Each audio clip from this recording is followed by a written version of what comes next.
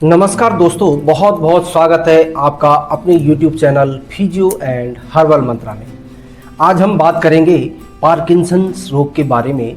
यह एक ऐसा रोग है जो धीरे धीरे हमारे नर्वस सिस्टम यानी तंत्रिका तंत्र को प्रभावित करता है। इस बीमारी में शरीर का संतुलन, चाल ढाल और गतिविधियां प्रभावित हो जाती हैं।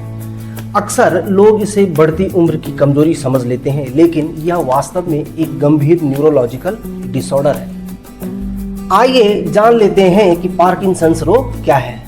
साथियों, वीडियो में आगे बढ़ने से पहले आपसे मेरी एक रिक्वेस्ट है कि अगर आप इस चैनल पर नए हैं तो चैनल को सब्सक्राइब कर दें, बेल आइकन दबाना बिल्कुल न भूलें, जिससे आने वाली प्रत्येक वीडियो का नोटिफिकेशन आपको मिलता रहे। तो चलिए शुरू करते हैं यह वीडियो।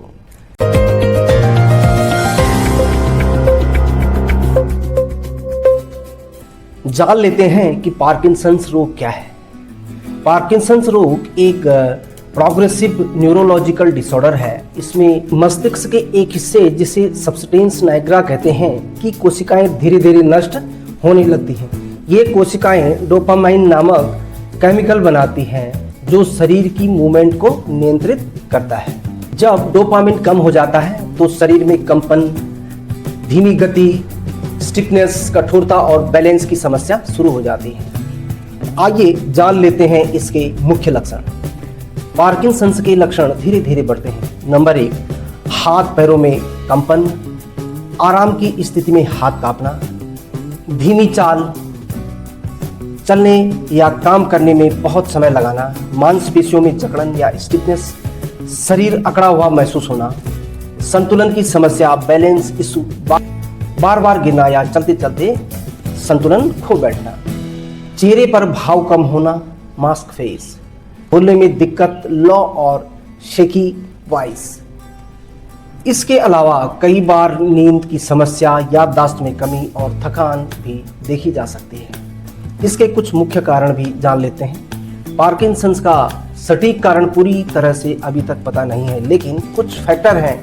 मस्तिष्क की कोशिकाओं का धीरे धीरे नष्ट होना, उम्र बढ़ना, 60 वर्ष के बाद अधिक खतरा, आनुवांशिक कारण, फैमिली हिस्ट्री, प्रदूषण, केमिकल या टॉक्सिन्स का असर, सिर पर चोट, कोई पुरानी चोट हो, ब्रेन इंजरी, इसका डायग्नोसिस या जांच कैसे होती है यह भी जान लेते हैं। पार्किंसंस की कोई एक निश्चित लैब टेस्ट नहीं है। न्यूरोलॉजिकल एग्जामिनेशन, डॉक्टर हाथ पैर की मूवमेंट और रिफ्लेक्स देखते हैं। एमआरआई या सीटी स्कैन से पूरे रोगों को बाहर किया जाता है।